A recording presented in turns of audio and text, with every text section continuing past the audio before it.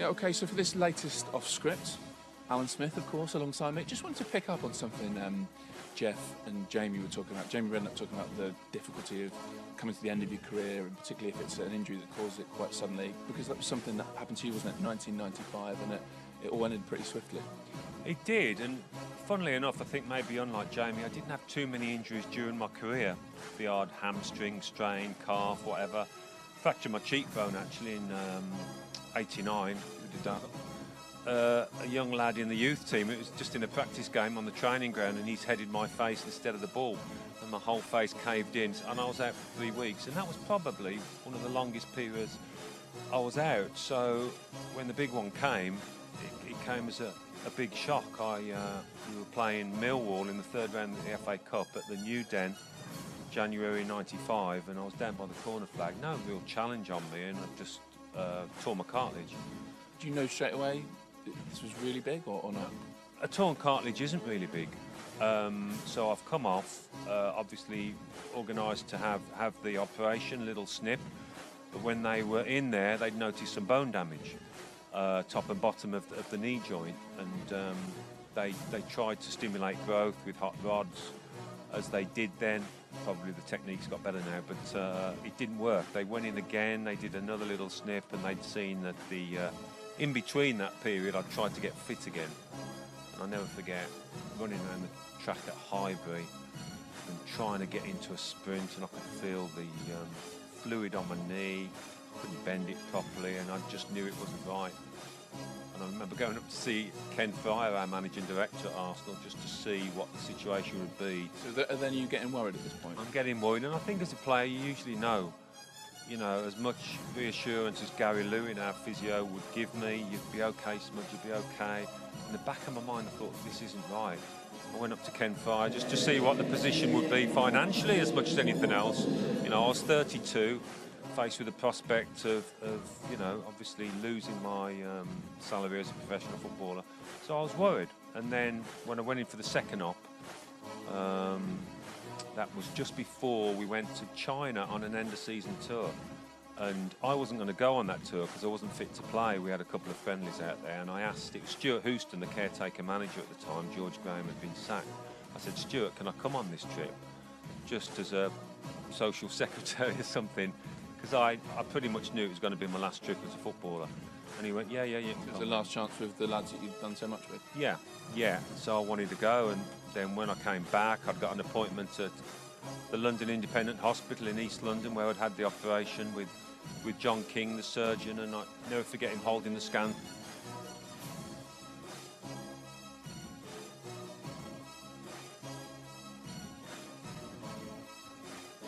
I'm always in eras. I always think if you do it in your era, you do it in your era. It's very hard to match people up. It's like heavyweight champions of the world.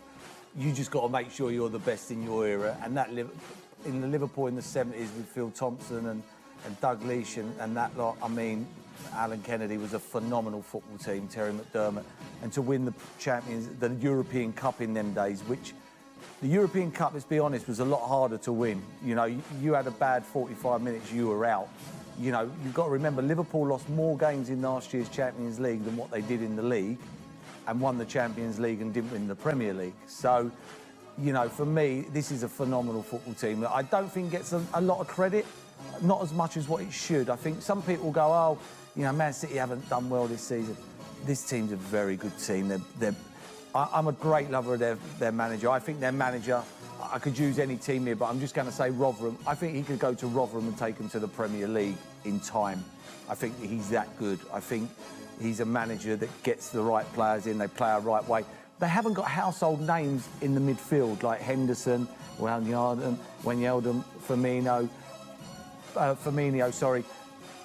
But if them three don't play, I don't think it works. But I think you can go on about the front three and the full-backs and the centre-halves and the goalie, but the three in midfield are the ones that make the full-backs go. The full-backs can go. A lot of those players, though, have become, you know, if you look at Salah, Mane, they're becoming household names as well. They weren't household names when they were signed. Because he's because of how well they've been coached. I think even Van Dijk. Robertson, he's brought Trent Alexander-Arnold in.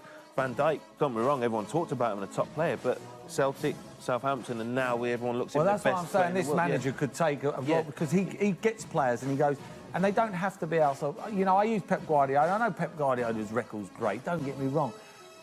But every player's £80 million in every position. They're 90, £100 million, 70, £80 million players. I haven't seen anybody at Man City become much, much better. They were already great players, if you know what I mean. I think that is the difference with this Liverpool team. Pep Guardiola goes and spends 700 million. You know, he spends probably 150 million on his two fullbacks. Klopp brings in Robertson, who played at Hull with my brother. You know, no one really knew him. And Trent Alexander-Arnold, a local lad. And those two are probably the best in Europe right now. But I think in terms of eras, it's probably easier to compare this Liverpool side to the 2005 side who won the Champions League. That side under Steven Gerrard didn't do anything the next year. This side, you know, won the Champions League, and as I said earlier, are hungry to go again. They'll probably end up, you know, possibly in the final this year, and you know they're going to go on and win the league this year. So, I think that's what sets them apart: the fact that their coach has made them the best players, which probably another coach wouldn't be able to do. But they've gone again after a success. But that's the thing that they've got to keep going again and again and again, I think, to match the teams. Yeah, greatness. So what they're doing at the moment is phenomenal and amazing branded football. Changed it a little bit to a bit more pragmatic at times. There's been some unbelievable performances this season, but other times I watched them against Wolves. Got the job done. But to be the real greats, I'm sure Jurgen Klopp will be saying, look, we've done amazing stuff already, but you can see there's no complacency. We want to go again and again. They want to win this league, smash all the records, but then winning it back to back and stuff like that will then elevate them to that level. It'd be interesting as the season goes on, because if they're still unbeaten, you know, you've got the Champions League to come. You've got the Champions League. They're in a position, they're going to be in an unbelievable position, like Man City will be, to rest players. Like, we're unfortunate in this country. You know, PSG or Juventus will have a Champions League game Wednesday. They probably won't even have a game the weekend. Or they'll have one of the weakest teams in the league on the Friday. That's what makes this start to the season even better. And that's why, and this is, I mean, this is phenomenal. And you watch them against Tottenham the other day. They're 1-0 up and they're still bombing forward. They have it in their makeup to just keep on going. They're not a team. And what they can do, they can defend. You know, they can defend. They can leave 2v2 at the back with Van Dijk and Gomez and just say, we can cope. And when you can defend like that, you're always going to dictate football matches. He's invested heavily. I mean, he has obviously bringing on players and coaching them, but he has spent a lot of money, but he's done it in a wise way, hasn't he? Recouping the money that they brought in for Coutinho. Yeah, selling Coutinho, having a profile and going, right, now I'm going to go and get Alisson. I'm going to get Van Dijk. Every signing for being, you know, in midfield. Keita. But some of them, some of them took a little bit of time to get up to the level of what he wanted. Oxlade-Chamberlain, I thought that was a fantastic sign. I know he's had a few injuries, but he's looked at the profile, he's blended him into the way he's doing it, kept that hunger, kept evolving. But I agree with you, Merce, as well, like Milner and Henderson, the way they're in there as well. It's just a lovely balance. I've listened to this for a 12 months. So they've won the Champions League, the Club World Cup, the Super Cup as well, and potentially the Premier League. That will be all within 12 months. And like you say, with a congested fixture list that they've got as well, it just makes it. You know, the weird thing special. is, like all them records and everything, but when next season starts, the bookmakers will make both teams heads or tails. They'll make them heads or tails. Now, why are Liverpool not favourites to win the Champions League? They've lost in the final and they've won the final. Man City haven't even looked like winning it, and they're favourites to win the Champions League. And that's where I don't think they get the respect that they should get.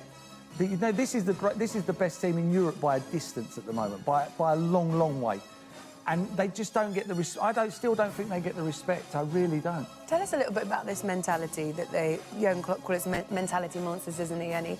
It's not just necessarily from the manager, right? The players have to buy into all of this as well. Yeah. There's the confidence with them that they just, even when they're not playing at their best, like you said, Matt, they're finding ways to win, but they're always believing that they'll get the job done eventually. Yeah, I think I just see a level of confidence in the group within themselves. And even when you look at interviews, you know, you look at Trent Alexander-Arnold and Robertson, you almost want them to say, we're going to win the league, but they're so humble, they're so sort of, no, game by game, and you can see the managers drilled that into them, that mentality of, look, we had 7-point lead last year, we lost it. They're very humble and they're very kind of, their work ethic, you look at the front three, how they work. They're always working back, winning the ball back, and that sets them off for their counter-attacks. I love the mentality towards the group, I think, is what you can see in Liverpool. And it's not what a lot of other teams have. You know, they have top players, but I think they're always working for the group. Firmino works back, Salah works back, Mane works back. And then you've obviously got that midfield three who are like servants of those three. So I think the mentality of the group is what sets them apart. You don't feel either, do you, that there are any, we might not be privy to it, but any huge egos that are kind of overshadowing or causing any problems at the moment? There was a little bit of a ding-dong at one point between Salah and Mane. A healthy ding-dong. Yeah, they seem to sort that out behind closed doors. But how difficult is that? You must have worked with some egos in your time, Matt.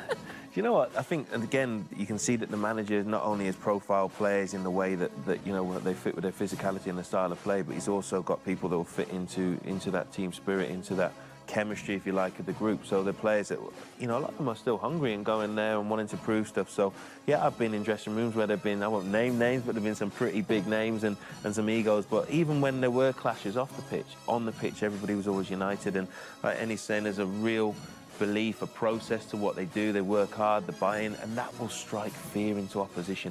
Liverpool now carry a real fear about what they do because they'll keep going right to the end. They got that belief, and it seems to be game by game, doesn't it? They know what they do. If you want to beat Liverpool, you've got to get 2 goals or 3 goals because they score goals. They don't go to park the bus. They go and have a go, and they score goals. And if you want to beat them, and I said a long time ago, I don't see them. I can only see really Man City beating them. I really can. That's the only team I can see beating them. I don't see any of the lesser teams beating Liverpool. Is it the and belief? I don't mean that disrespectfully. Is that belief or is that quality? I think that they haven't got the goals in them. I don't think, you know, they're not going to go to a place and get beat 1-0 because they'll score goals. And I think that's the thing with them. I played in a team years ago. I was lucky enough to play in a team. We would win 1-0 every week. Our thing was we'd score a goal. When we were going back to the halfway line, you could see the other team would beat. It was like, well, we ain't getting 2 goals. This game's finished. It's the same with Liverpool. Virtually before they start the game, teams are going out with the thing of, we've got to get 2 or 3 goals here to get a result. City have got a better goal difference, haven't they? Scored more goals than Liverpool this season, but aren't top of the table.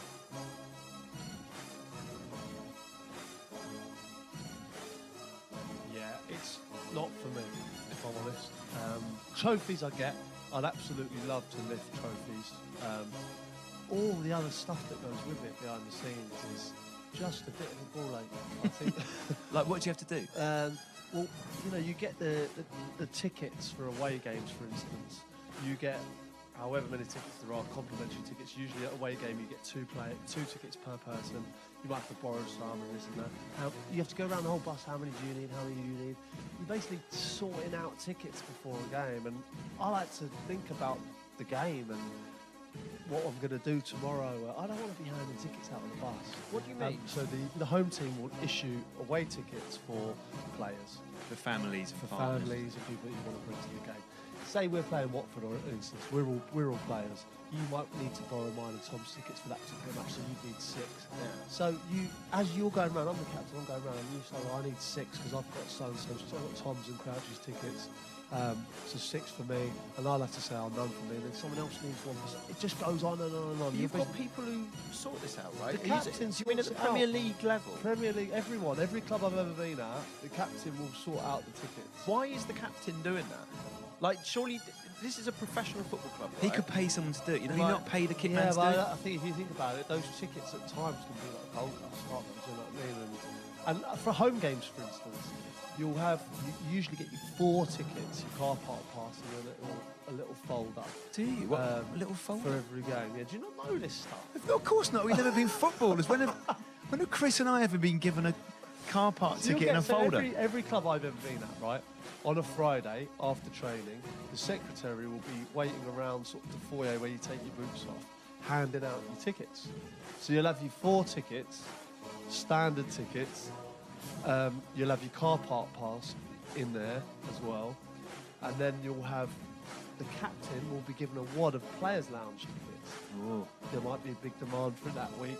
So a lot of bargaining goes on a Friday about how many tickets you need and stuff like that. I'll give And you the 2 captain- Watfords for Liverpool, that sort of thing. That's that kind of stuff. Yeah. That's insane because I can't even imagine how a massive football club with so much money going through it and there's so many staff. How is it that is the captain's responsibility at that level? I get it, at lower league football, but I find that mad that I'm thinking of all the captains in the Premier League at the moment having to go and divvy out the tickets on the bus. Every single sort one. it like Every that. single one will be doing that. Does that happen for England as well? Yeah. So like John Terry, in your day, might have missed a critical part of Fabio Capello's team talk through his interpreter because he was messing about with folders. No, he's got tickets to give out. But in all honesty, it's a hell of a lot of organisation. There's so many other jobs as well. You know, like if the lads want a night out or something like that, they've got to be the link between the players and the manager. So they're organising Christmas Yeah, parties. not going to be thrown in the club. Yeah, Like bringing Oceana. A party of 30 lads Yeah. coming later. Yeah, that's happened. I've seen people ringing Oceana. Hi, it's John here. I've seen it happen. John, yeah, it's John again. Like, I need your VIP area of Prison Watford. Like, We've got mainly 30 lads. We haven't got any girls. We're right getting 30 lads in together, or Yeah, but there's the fine money. So I remember at Stoke, for instance, most of the clubs I've been at, the manager or the staff, he said, you just police yourselves. I want you to police yourselves. The more money you get, the more you can enjoy it at Christmas or... so Shawcross is basically sitting on about 40 grand come Christmas. Yeah. I mean, he'd make a cracking bailiff, wouldn't he? He's Because got I the look, wouldn't- hasn't he? Yeah. you know, If not Shawcross paying knocks on your Shawcross. door and you're in your dressing gown, Yeah. by the end, we were paying fines because sort of the discipline became a little bit awry, should we say, at Yeah. Stoke. Paul Lambert came in and clamped down big time, and he said, right, any lateness, any second lateness, it started with a 10% of a week's wages fine. And if being you- late, for being a couple of minutes late. Say you're on 10 grand a week, that's a grand's fine, isn't it? for being 2 If minutes you're late. on 50 grand a week, it's whatever that is. Oh, it's gone. Falling off his chair. No, there was some big fines. There was some big fines. I quite like the idea that maybe whatever captain, John Terry, has got his own little card Card machine. reader. He's going round the changing room with his card machine. Sort of. Contactless, all right, John? That's fine, yeah. Beep. What's the most ridiculous thing you can be fined for? So you hear stories about players being fined for not wearing flip-flops in the shower. Yeah, that one was. How much was that? 500 £500 for not wearing flip-flops? Yeah, like that much was gone. Yeah, I mean, you're just trying to bring the discipline back, basically. So just don't do it. I mean, it does build, but the captain's in charge of all of this, you know. The captain Does he have it in his phone? Sorry, just because there's clearly so many fines. How does a captain stay across? Yeah, well, every captain I've seen has had a little logbook. He's got a physical, like a book, like a little black book. Fine book. I love the way you say it like it's the most... Where's he whip that out of? Like, so Does he keep it down his shorts What's in the a game? fine book? No, I mean, this is standard stuff. I went to... It's not. Is it not? No one else working in any other job other than what you've been doing has a little fine book like this. I love the idea. There'd be more discipline. Is there an enforcement, Well, like disciplinary if you don't pay them? Like, Yeah, I Magistrates mean, court, small claims court. Yeah, we used to have a court system. so let's say you want to appeal a fine. What do you mean by court? So on a Friday before training, you'll all be round in the change room, and the captain will stand up, and he'll read the fines out. So he's the prosecuting branch, He the will- judge. He will read out every single. He'll have this page down. He'll go crouchy, flip flops in the shower, date, time, and then fine. Do you accept? And then I'll obviously go. That's a joke, not fuming. But usually you'd accept. But if you challenge and lose, Can your fine go up in the same way as if you plead double guilty? It, yeah, you double what? Yeah, you double. Your fine would double. So you telling me at Radio 1, right? You walk in there. Grimshaw's late, right? Grimshaw is late. He's had a big night. You know what he's like. And he rolls in 5 minutes past. Fine him for every minute. Yeah, suddenly he won't Greg- do it again. Greg pulls a pencil from behind his ear and like starts thumbing through this little black book. Grimshaw, Yeah, £10,000. Greg James is just in charge of it. Would he be the Radio 1 skipper? This is easy at Radio 1, it's Annie Mac. She's been there a long time. That's what I mean. She- Everyone she- respects her. She's Radio 1's Gary Neville. So Gary Neville's the shop steward, isn't he? So That's what I mean. Yeah. So- But I think with Gary Neville, the thing that fascinates me is so Beckham is the glamour puss captain.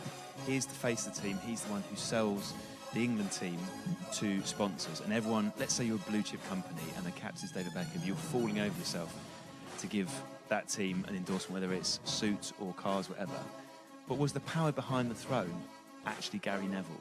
Because I can't see Bex, to be fair to him, getting his hands dirty with a fine system isn't really very Beckham, is it? The difference when David Beckham took over as England captain was Amazing. I mean, sponsorship-wise and stuff, you know, everything came in. And to be fair to Bex, he sort of made. I mean, he brought most of it in, but he made it sort of like so all the players, it was all equal really. So whatever came in, it was shared in the players' pool, which was an amazing thing to do because so like the sort of money that came in by all the sponsors and things like that would be sort of divvied up between all the players, no matter who you are. That was sort of groundbreaking. So how does he organise that? Is that something that, when you say his people, Yeah, I'm just fascinated about how like these conversations happen, because, or is this just people around I you? remember Simon Fuller. Do you remember Simon Fuller? He created the Spice Girls. Yeah, him, right? So he was Bex's man. He came in, we had a meeting, and they created a company that started all this brand stuff, yeah. And I was lucky to be part of the Bex era, really, because